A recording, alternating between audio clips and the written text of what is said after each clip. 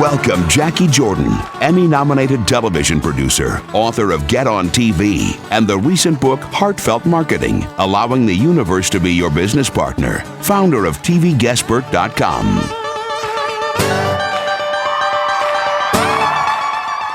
Happy Friday afternoon. If you're joining us on the drive home, I'm Jacquie Jordan, hosted here by TVGuestpert.com. We're into our fourth episode today, and we repeat here tonight at 10 p.m. if you're listening to us on your ride home.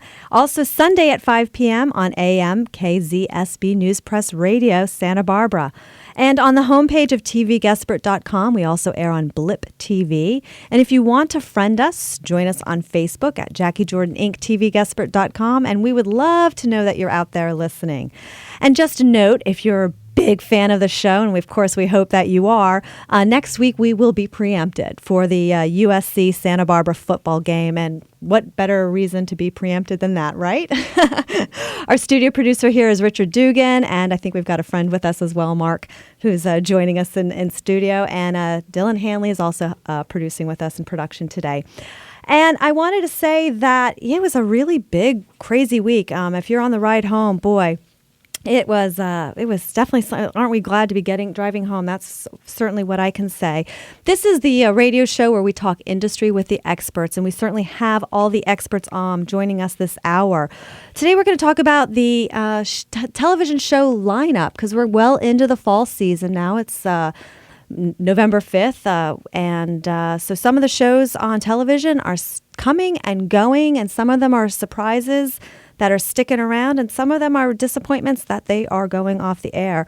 We'll be joined this show by Lizbeth Scordo, the contributing editor of Yahoo TV. Also, journalist and television reporter Kevin Downey, who's written over 1,000 publications for Variety and Adweek and Broadcasting and Cable.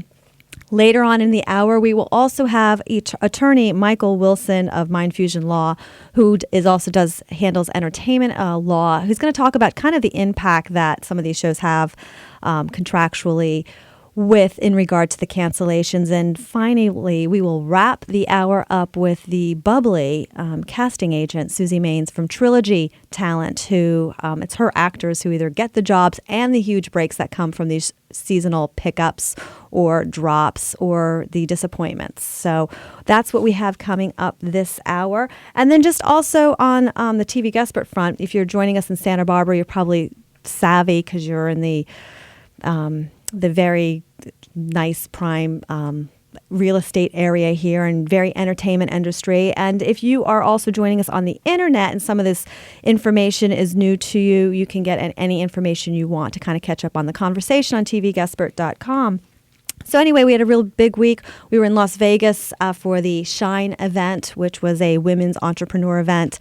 I had the privilege of talking about getting on TV and my upcoming book, Heartfelt Marketing, Allowing the Universe to Be Your Business Partner.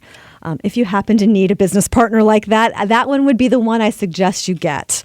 Anyway, joining us, it's not my expression, but I hate it when a show that I like jumps the shark. And one of those shows I personally thought was very interesting was Awfully Curious last season when it jumped the shark.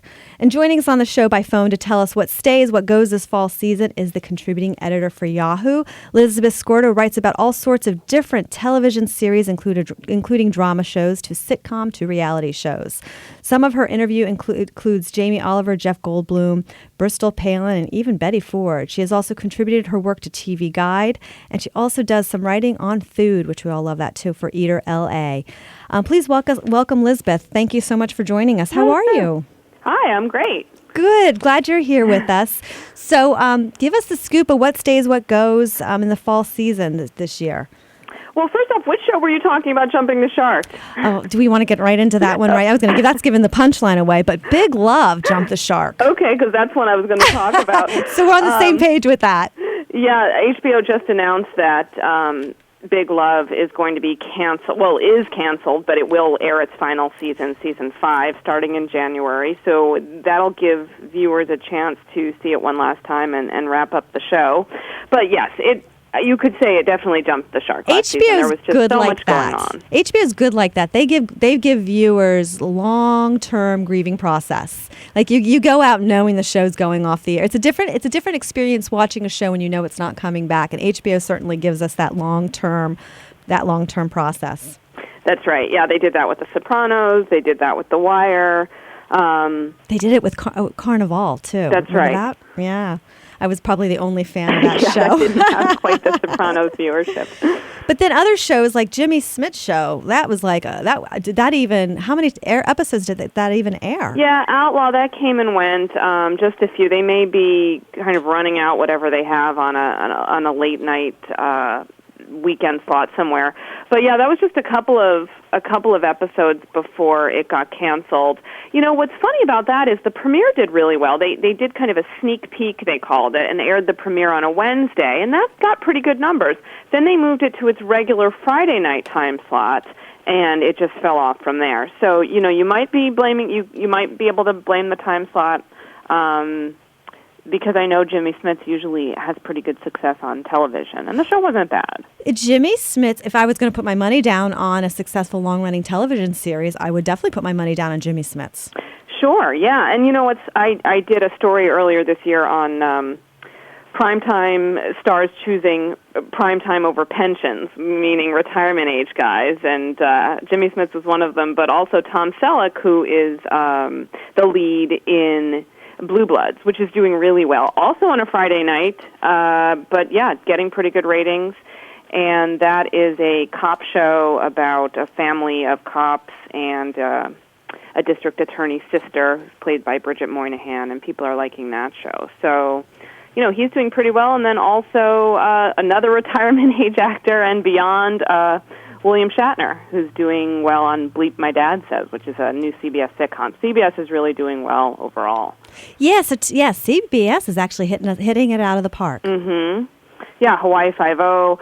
All of CBS's new shows were picked up. They made this big announcement that all of their new fall shows have been renewed, or at least renewed through the end of the season.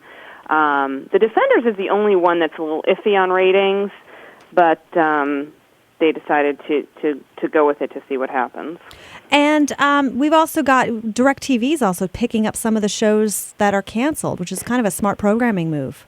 That's right. They did that with Friday Night Lights. And the weird thing about the Friday Night Lights was that they would air the season, and then it would run again on NBC for, you know, those who didn't have DirecTV. So that was kind of a weird agreement. And now DirecTV is airing the final season of Friday Night Lights, and it will eventually air on NBC.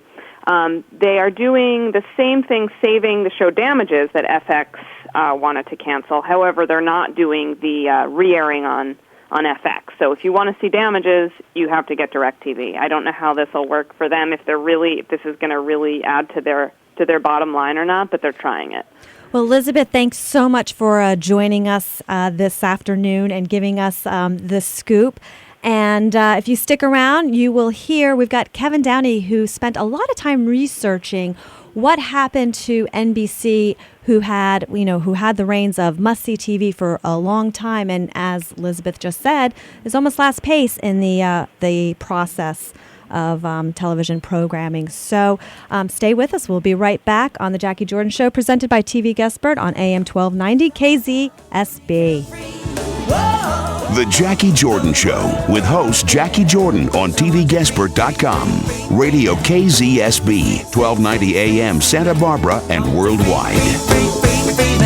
Be my girl, yeah. Alex Detail was a child genius who saved the world from the evil harvesters.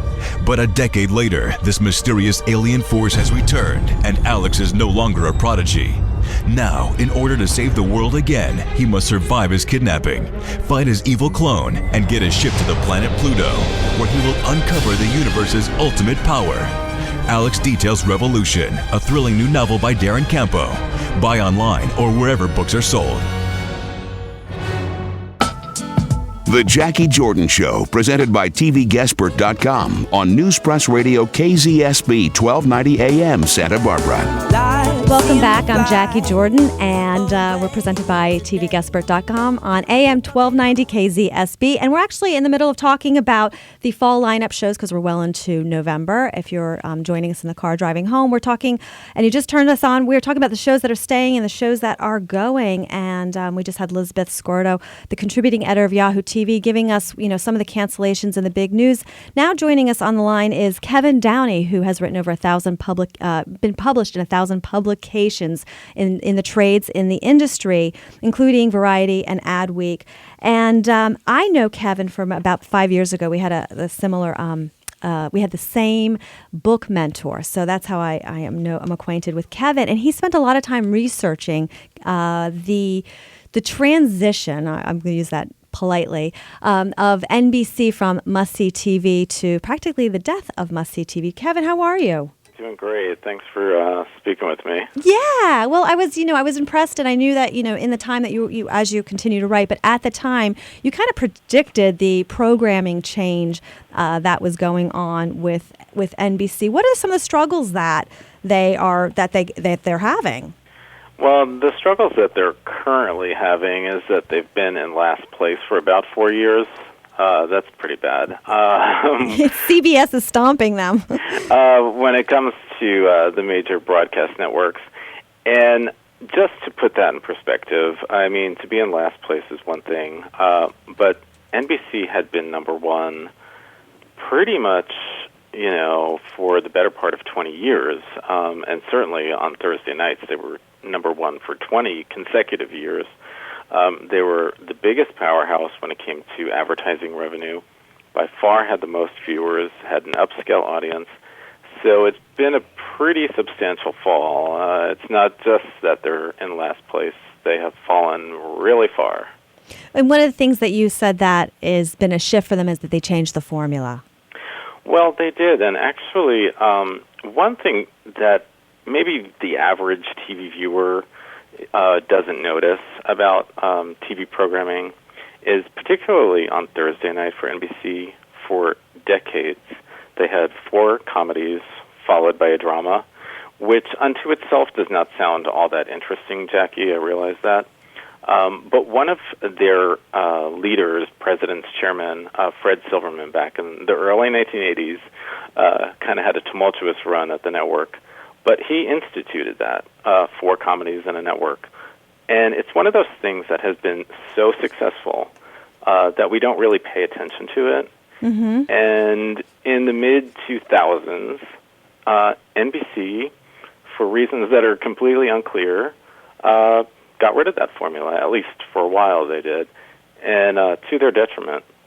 When I had the privilege yesterday of pre-interviewing Lizbeth Scordo, she had talked about formats that are very consistent and, that where you can kind of tap in at any time. And NBC had those formats like Seinfeld and Cheers, which that they obviously was part of that must-see TV.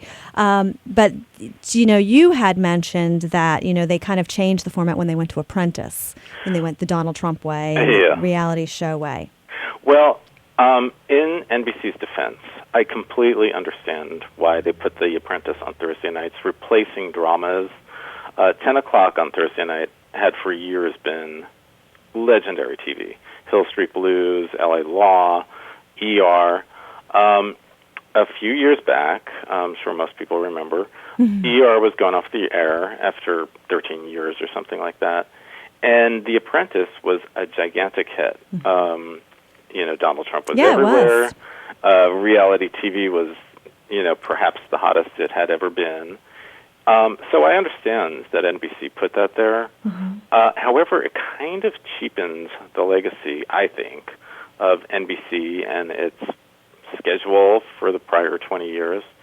And it didn't work at all. Well, speaking of either jumping the shark or that 10 o'clock time slot, I think NBC also, you can let me know if your thoughts are when they were going to plop Leno into that spot. Yeah, well, of course, I think we're all already looking back at that as a historically bad idea. However, I personally applaud NBC for having tried it. I think, had it been successful, I think we would all, right at this moment, be talking about how courageous NBC was, how daring they were. But isn't that always how we define success? Yes. I always say if it works, it's because we had faith. If it was a failure, we didn't trust. Yes. You know? I applaud NBC for having tried it. I really do. However, looking back at it, and it wasn't that long ago, it had all the earmarks of a pending disaster. I personally liked it. I thought Jay Leno loosened up. I thought the show was funnier. I thought it worked at 10 o'clock. That was my personal opinion. But it was so bold and so different and so jarring for your average TV viewer to not have Law and Order and ER and the dramas and news magazines that we all have become accustomed to over the years. It was just too much. It didn't work. And NBC, I don't want to say or suggest that was the ruin of NBC to put Leno on at 10 o'clock, but they were already flailing and in serious trouble at that point, which is why I applaud them for doing it. They kind of didn't have anything else to lose at that point. And you also, so you were researching because you were getting ready to publish a book with that. And I know that took a tremendous amount of work. Do you, where do you stand with the book, or what are you thinking about doing with it at this point? Well, the book that I had been writing and was working on for a number of years, probably about 4 years, the idea behind the book was really to focus on must-see TV, NBC's Thursday lineup, how it succeeded. If people don't remember, it started with The Cosby Show back in 1984, and for 20 consecutive years, NBC was number one on Thursdays with Seinfeld and Friends and ER and all these historic great shows. The book I was writing was essentially why that worked and why it was about to fail 5 years ago. And at this point, I mean, the book would need to be retooled and really examine what happens, sort of looking back on it. I really like NBC. I like the story of NBC, so I'm rooting for them. I hope there's a turnaround story. It sounds like you are, which is nice. It would be a fantastic story if they turned it all around. And then you'd have a really great ending to your books, to your years of work. Kevin, thank you so much for joining us. And you are listening to The Jackie Jordan Show, presented by TVGuestpert.com on AM 1290 KZSB. We'll be right back. Whatever it takes for love. The Jackie Jordan Show with host Jackie Jordan on TVGuestpert.com. Radio KZSB, 1290 AM Santa Barbara and worldwide. Alex Detail was a child genius who saved the world from the evil harvesters. But a decade later, this mysterious alien force has returned, and Alex is no longer a prodigy. Now, in order to save the world again, he must survive his kidnapping, fight his evil clone, and get his ship to the planet Pluto, where he will uncover the universe's ultimate power. Alex Detail's Revolution, a thrilling new novel by Darren Campo. Buy online or wherever books are sold.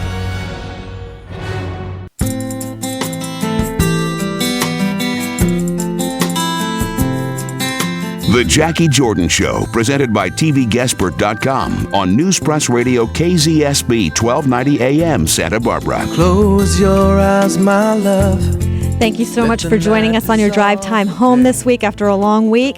I'm Jackie Jordan, and I just want to say that music, All I Wanted to Be Is Love, is by a dear friend of mine, Emerys Hanley, who I think is really groovy. We've been talking this show about the fall lineup, the season of television shows, what stays, what goes.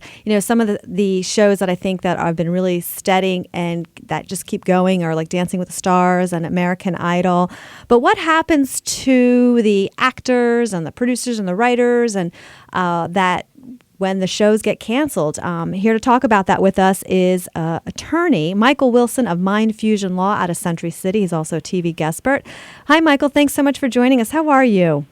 Great. How are you today? Good, Thanks for having me. Yeah, thank you so much. It's fun to talk to you in this capacity. So, thrilled to have you on the show. So what are some of the legal ramifications of canceling shows? So your show gets canceled. What are some of the after effects of that? I know that we're speaking to our Santa Barbara audience, which is quite entertainment savvy, but to a lot of us who will be getting the show online and to a lot of our Guestspert wannabe database, what would it be that they would need to know? Well, essentially, the first thing you have to look at is your contract. Whether you're a writer, or you're a director, or your talent, or your producer, is your contract with the network. And find out really, what are you entitled to? Was there a guarantee clause? A lot of writers, producers, especially if you're up there, will have a guaranteed amount of shows that they will be compensated for. So let's say if you are on Acme TV show and the network cancels after the third show.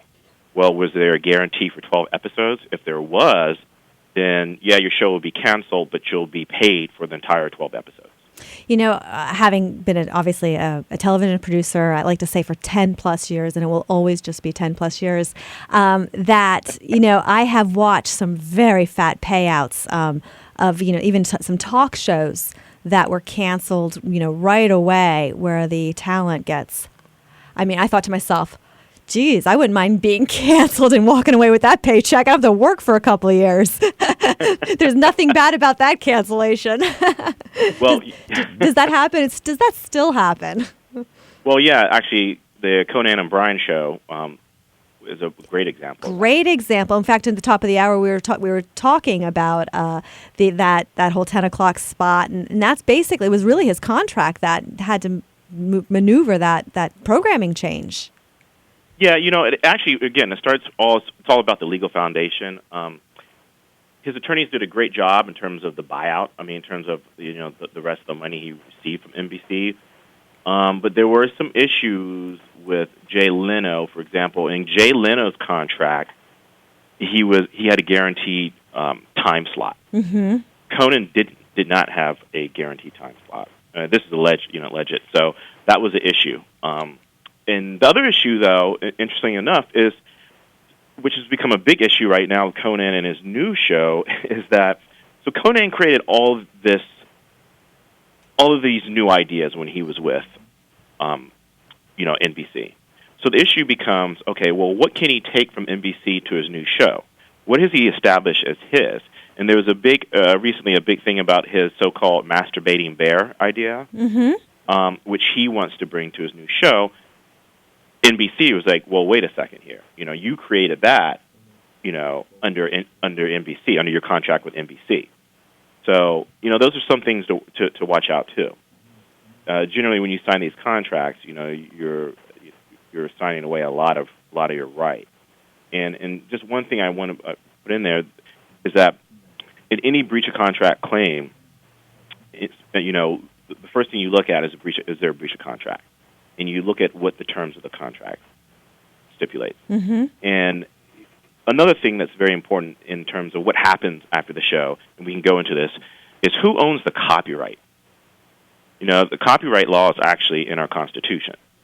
So if you want to ask me a question about that, who owns the copyright? Was the copyright assigned to the network? Was it licensed? How do you move on after the show? Mm-hmm. So, it's so funny because the whole, Project Runway is an example where the producer canceled a show, but it went to another network. Is that what you're speaking about in terms of copyright?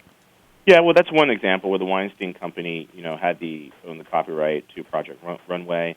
I believe it went from Bravo, canceled the show, and yes. The Weinstein Company stated that they wanted to take it to, I believe it was Lifetime. Right. Yeah. Right. That's an example of it. In terms of copyright in general, what's important is that you actually, this is an issue with a lot of talent, with a lot of writers, is that people always come and say, well, I have my work that's registered with the Writers Guild. Well, that's great. That kind of establishes authorship, but registering your work with the Copyright Office establishes ownership. Right. And why that is important is that if there's ever an infringement, then there's certain statutory remedies that are available, such as damages and attorney's fees. And your registration with the Copyright Office, the registration of your work with the Copyright Office, must occur before the infringement occurs. It's so funny because on the side of the fence that that I deal with, we deal with agreements and contracts all the time, and people and their intellectual property ideas. But it's so funny. I know it's so important, but boy, do those contracts sometimes get in the way of that creative process. And then you can never really tell which way it's going to go, and it's just such a unique paradigm, those big contracts, and if it works in your favor, it's all the more power, and it's great. I mean, I guess it's a necessary evil to have that, but boy, it's just such a they're so complicated. I give you so much credit for that.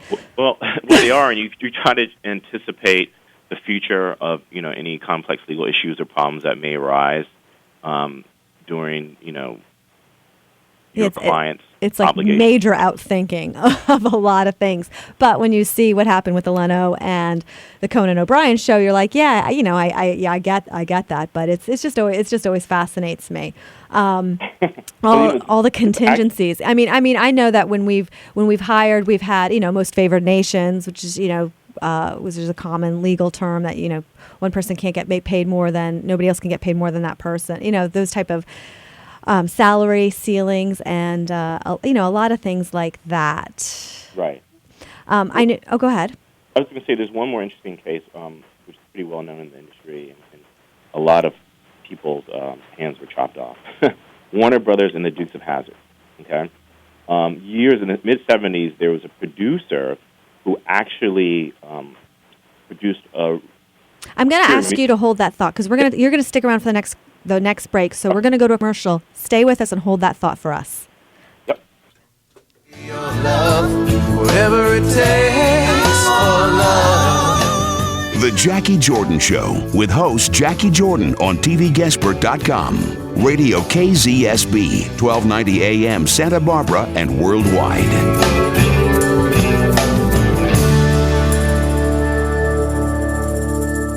Alex Detail was a child genius who saved the world from the evil harvesters.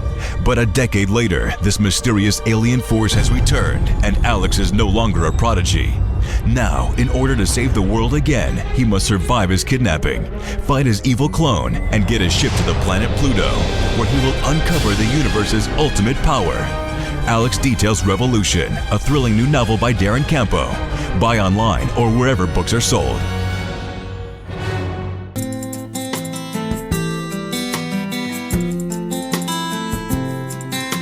The Jackie Jordan Show, presented by TVGuestpert.com on News Press Radio KZSB 1290 AM Santa Barbara. Close your eyes, my love. If you haven't heard my name enough this hour, I am still Jackie Jordan. And we're joined here on the phone with entertainment attorney and Key Tom Law lawyer, Mychal Wilson of MindFusionLaw. Am I saying that right, Key Tom? You can say Key-Tom or Qui-Tom. Qui-Tom. Pronounced various ways. Yeah, and I always call that the Davy and Goliath law lawyer, because you're that type of law goes up. It's whistleblower law, but it's like you go up against the big guys. Exactly, yeah. So in the last break, you were giving us a really good example. Would you want to pick that up for us? Yeah, I'll be real quick. So in the 1970s, there was a producer who shot some obscure film. And a television show of the film was made, known as The Dukes of Hazzard, which became a big hit. And so what happened was that Warner Brothers decided to make a movie out of Dukes of Hazzard.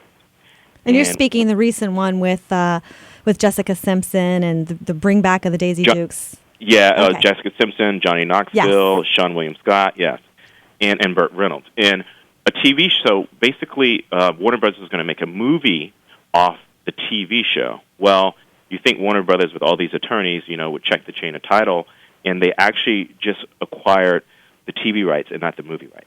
Wow. And, yeah, so they failed, essentially, to obtain the movie rights. And so what happened was when they were, I don't know if they were in production or it was after, here comes this producer from the 70s saying, wait a second here. You infringed on my copyright. You don't have the movie rights for Dukes of Hazzard. So I think he ended up selling for like around $17 or $18 million.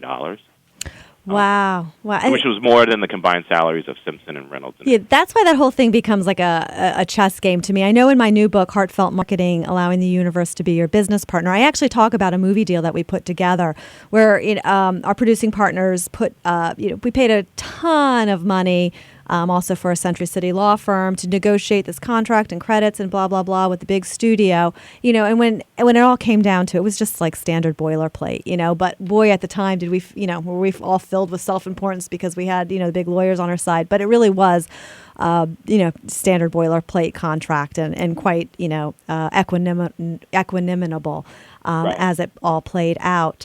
But, you were saying when we had spoken earlier that and especially for our our newer listeners who are being more educated on the whole lingo and system, about the Copyright Office being more important than protecting the WGA registrations.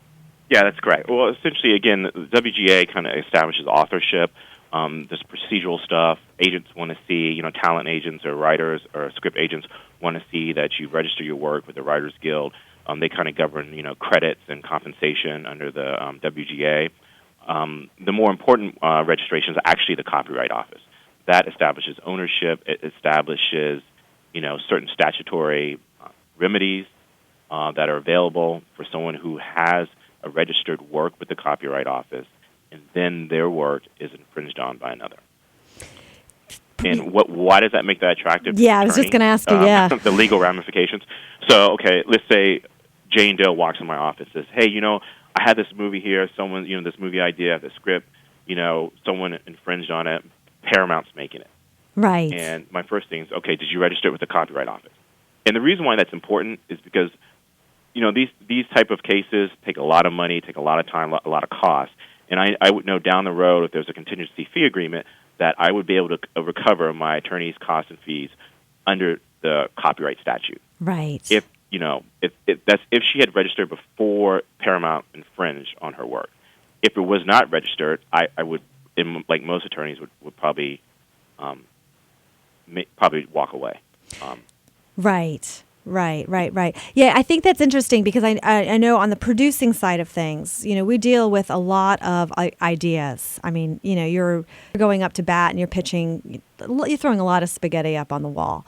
Of course, you've got your passion projects, the ones that you've invested your time, your resources, your creative energy in, and you tend to copyright those. But some of the things that I've sold in the marketplace were things that were off the cuff that I actually didn't mean to sell.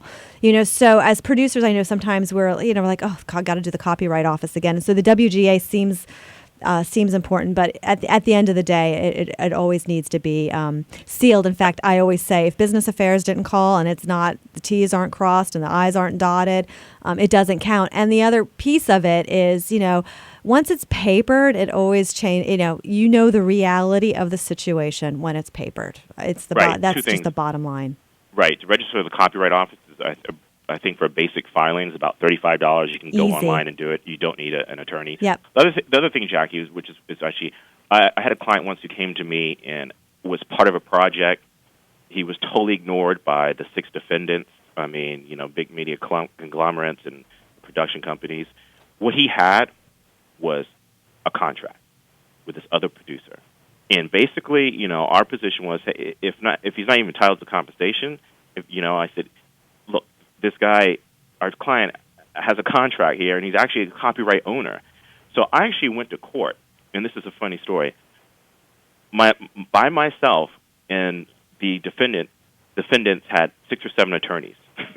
I love that. And you had the copyright. You had the copyright in your hand. We had the contract, and facts are facts, and I was able to settle it for a great deal, and that was a very fortunate situation for my client. Well, that's what we like about you, because you've got that unique background of producing, and then of course the legal background, which we really appreciate. Mychal, thank you so much for joining us this hour and sharing your expertise with our listeners, and we'll love to have you back again. Great. Thank you, Jackie. Take care. Have a great weekend. You too. Bye-bye. Whatever it takes for love. The Jackie Jordan Show with host Jackie Jordan on TVGuestpert.com. Radio KZSB, 1290 AM Santa Barbara and worldwide. Alex Detail was a child genius who saved the world from the evil harvesters. But a decade later, this mysterious alien force has returned, and Alex is no longer a prodigy. Now, in order to save the world again, he must survive his kidnapping, fight his evil clone, and get his ship to the planet Pluto, where he will uncover the universe's ultimate power. Alex Detail's Revolution, a thrilling new novel by Darren Campo. Buy online or wherever books are sold.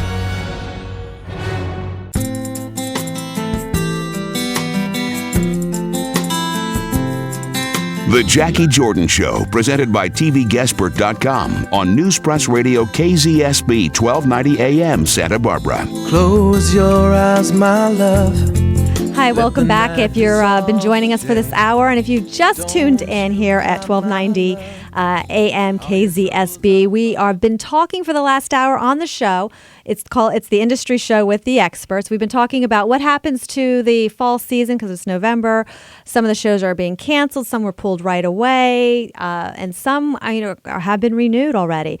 And joining us on the phone right now is let's talk about ending the show on a really high note in this last segment because she's got more energy than most people I know, especially at this time of the week. Is Susie Maines, casting agent and owner of Trilogy Talent, and you can also check out Susie at SusieMaines.com, and that's MAINS. Susie, how are you?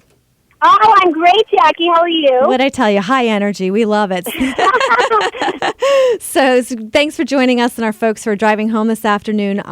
But so you deal with talent, and this is what you do: is you get the actors the jobs on the show. And I know that you're one of our TV guest experts because we get calls all the time. People really want to. You're like a very sought after person, both for placing people and also for your expertise in this industry. So what happens to?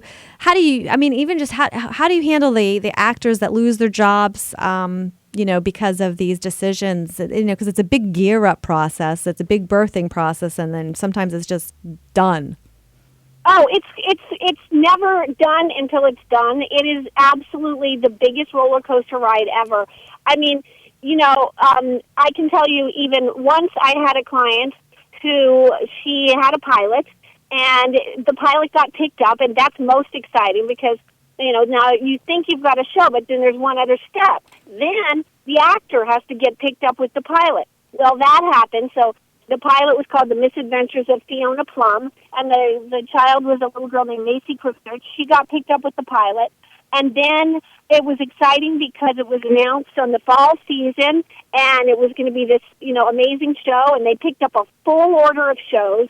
So now the child moves all the way from Texas to L.A., and about that time, the regime changed at the network, and the person who was in charge of that particular network wasn't a big fan of the show, or the producer of the show, and so the show was canceled. But the good news was that all of that happened. It was a pay-or-play deal, but because they had exercised the option, they had to pay her for all the episodes that they had picked up. So then she was still eligible to do another pilot, and then had all that pilot money under her belt. So she had a good contract and a good attorney. Well, yes. So that was the good news. But sometimes, the best shows. I mean, I was really shocked this pilot season because I had one of the most highly buzzed about pilots. It was called Pleading Guilty for Fox. Directed and exec produced by John Evnett, who did Fried Green Tomatoes, starring Jason Isaacs, from who they've been trying to get to do a series for so long, John Larroquette, and my client, Isabel Furman, from The Orphan. And it ended up not getting picked up, so that was a little bit of a shake-up because, even when you think it's, all the elements are in place, It doesn't necessarily mean that it's going to get picked up. So, you're catching me on a really good day because... Why is that? Because one of my pilots just got picked up. Congratulations. Thank you. And it's really exciting. It's going to be absolutely huge.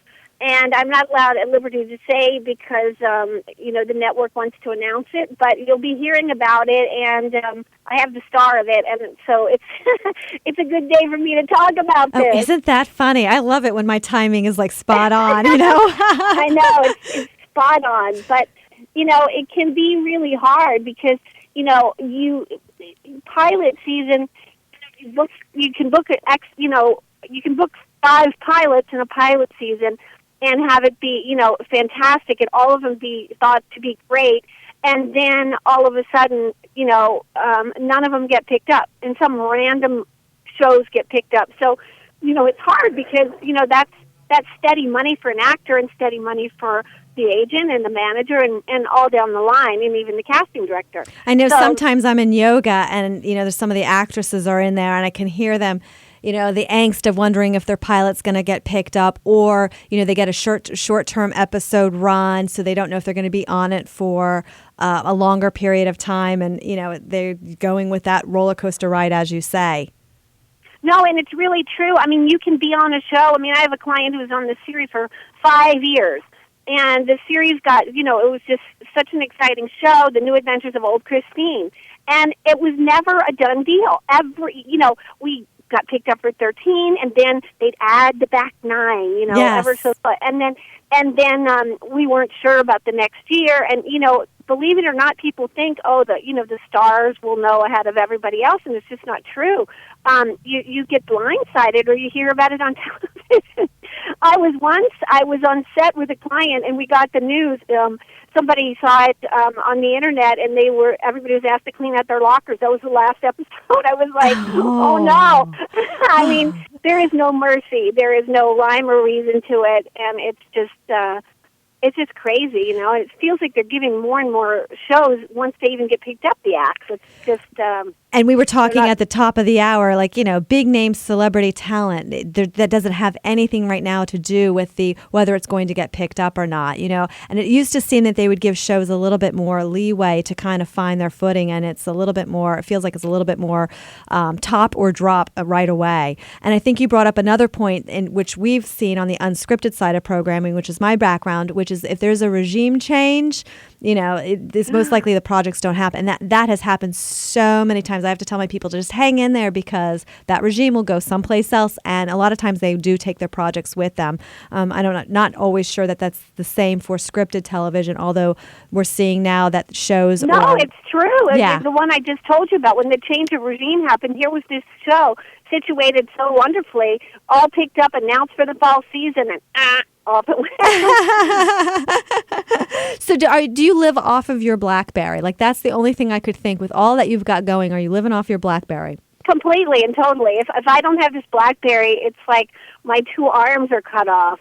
Everything is. I mean, it's such a blessing and a curse because you can be anywhere in the world and still be doing what you do, and now you can even see people through Skyping on your Yes, your iPhone. So. Yes, those iPhone 4s. Yeah, they're pretty incredible. Susie, thank you so much for the update. Congratulations on your fantastic news. Please celebrate. Thank you, Jackie. I'm so glad I got to tell you and all your listeners out there. Thank you so much. It's Susie Mains, MAINS.com for Trilogy Talent. I'm Jackie Jordan here, presented by TV Guestbert on AM 1290 KZSB Santa Barbara. Enjoy your drive home and see us. You can listen to us again at 10 o'clock tonight, or track us down on TVGuestbert.com, all those places. You can find it anywhere. We won't be here next Friday, though. Take care.